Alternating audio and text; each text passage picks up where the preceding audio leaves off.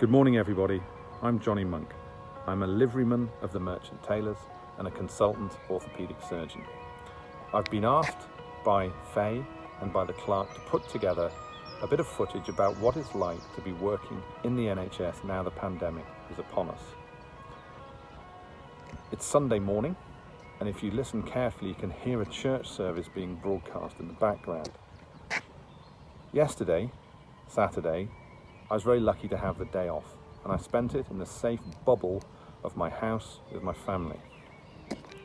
One of the things that I wanted to show is that there are numerous members of staff working here in the hospital who walk out of that bubble every day to come to work.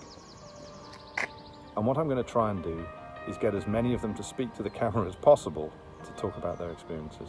This is Tom. You don't get any extra points for guessing what he does, given what's standing behind him. So Tom, the two questions again.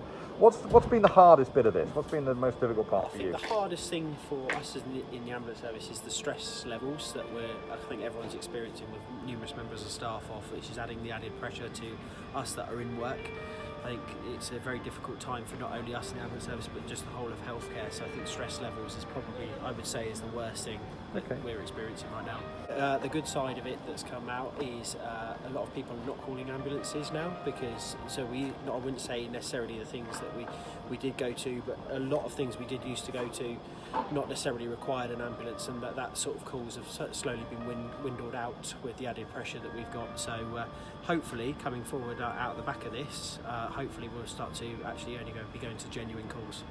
And the handsome chap standing in the middle of the shot is David, who's one of the radiographers.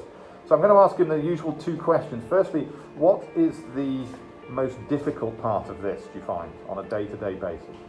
Continuous wearing of the PPE. It's very hot, very claustrophobic, lots of things in your face, and covering your eyes, and your body's always covered. That's probably the worst thing. That's the hardest part. And what do you think, and again it sounds church, but what is the best part of this, or what have you learned most from this? Really much better teamwork than we've seen for a long time. It's nice, people pulling together, everyone's trying to make an effort to make it work.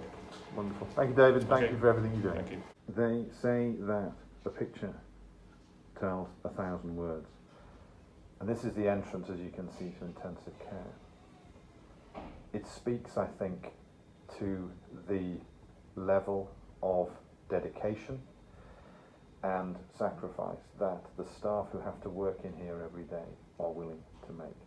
What's the hardest thing you found about this, about the coronavirus?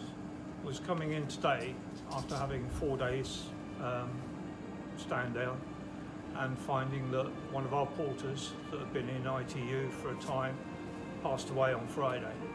It's the hardest thing I've had to cope with. One of the nicest things I found about this, I was off for nearly 3.5 weeks with what was considered to be influenza, but they also found that I probably had COVID-19 as well.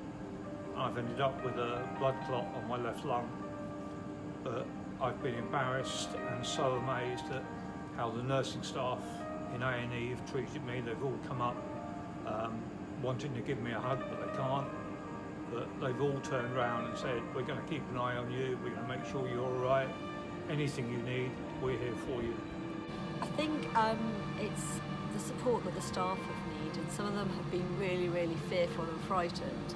And you know, we're very aware that our staff well-being, when they're happy, the care our patients receive is so much better. So for us, it's really, really making sure that we identify people who are struggling and give them an opportunity to talk and make sure that we can support them so that they can do their job to the best of their abilities.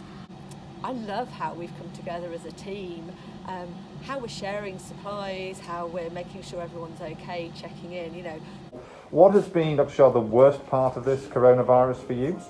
So I think the worst part has got to be the many unknowns of this particular condition, and the fact that so many people are being affected so quickly, and people are ill for many days at home, but then come in and become very progressively unwell very quickly. And just the demand on the overall services has been pretty tiresome overall. The best things from all of this is that we are all learning about this condition, one, together, two, the overall morale. The morale within all the frontline staff has been absolutely incredible, and the amount of effort people are putting in terms of trying to progress care, which has been absolutely amazing, and the amount of help we're getting on the front line is absolutely brilliant. Dr. Shah, thank you very much. Yes, that was a great start. I managed to take a photo of Katie before we started the filming. So this is Katie. She is one of the senior ODPs and we're round in theatres now. So again, to Katie, the questions, what's been the hardest thing you found so far? The hardest thing is the emotional side, and being hot in the PPE, but the parking is fabulous. Okay. And I think the communication has definitely improved. It's definitely will change things in the future.